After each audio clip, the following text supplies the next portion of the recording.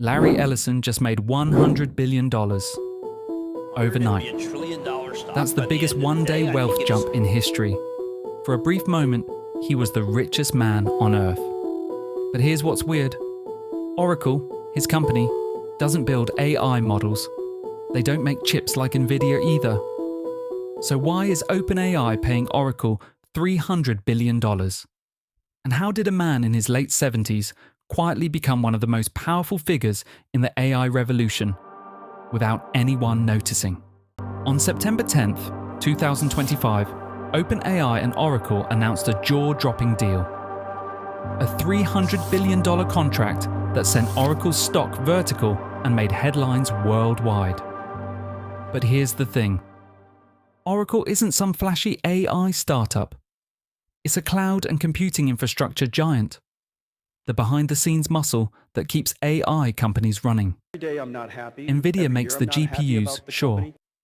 But Oracle provides the power.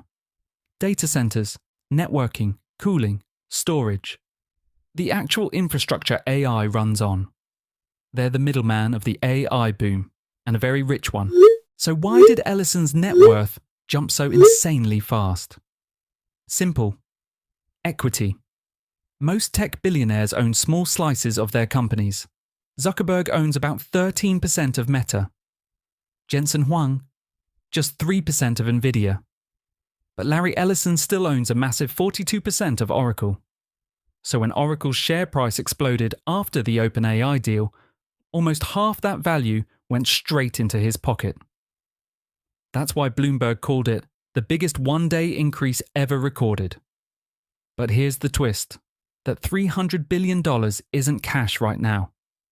It's future revenue, something called remaining performance obligations, spread across 5 years, starting in 2027. Still, the hype was enough to send Oracle into the stratosphere. The deal also signals something bigger. Tech leaders are betting huge on AI's future. In just the first half of 2025, AI startups raised over $44 billion, more than all of 2024. Goldman Sachs predicts $200 billion in AI investments soon, and Morgan Stanley expects $3 trillion spent on data centers by 2028. Everyone's trying to build the infrastructure for the AI age. And while Nvidia builds the brains, Oracle builds the body that holds it all together. But the irony here? Oracle was never supposed to be the winner. In fact, they were once the losers. Back in the 1970s, Ellison's company was a pioneer, selling database software to big corporations. Oracle dominated enterprise computing for decades, but then came the cloud. Amazon launched AWS in 2006, and suddenly companies didn't need to buy servers. They could just rent computing power online. Larry Ellison thought it was a fad. He even mocked the entire idea. Greater than, maybe I'm an idiot, but I have no idea what anyone is talking about. It's complete gibberish. That clip aged terribly. While AWS exploded, Oracle stagnated. By the mid-2000s, Amazon's cloud was making billions, while Oracle's revenues flatlined. Ellison had missed an entire tech revolution, but Ellison doesn't stay down for long. In 2014, he stepped down as Oracle's CEO, but not to retire.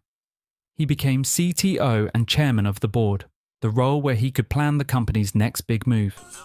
He poured billions into R&D and in 2018 announced Gen 2 Cloud. A second attempt, faster, stronger, and optimized for one thing: AI workloads. While AWS chased every industry, Oracle focused narrowly on high-performance computing and neural network training. Exactly what large language models, like ChatGPT, would need a few years later. It was a quiet but brilliant repositioning. Fast forward to 2025, and Oracle is now hosting massive GPU clusters for OpenAI, Meta, and others. The same man who once dismissed cloud computing as idiocy is now powering the most ambitious AI projects on Earth. That's how Larry Ellison, the man many thought was past his prime, became the invisible engine behind AI's rise. And for a moment, the richest man alive. If you enjoyed this story, don't forget to subscribe.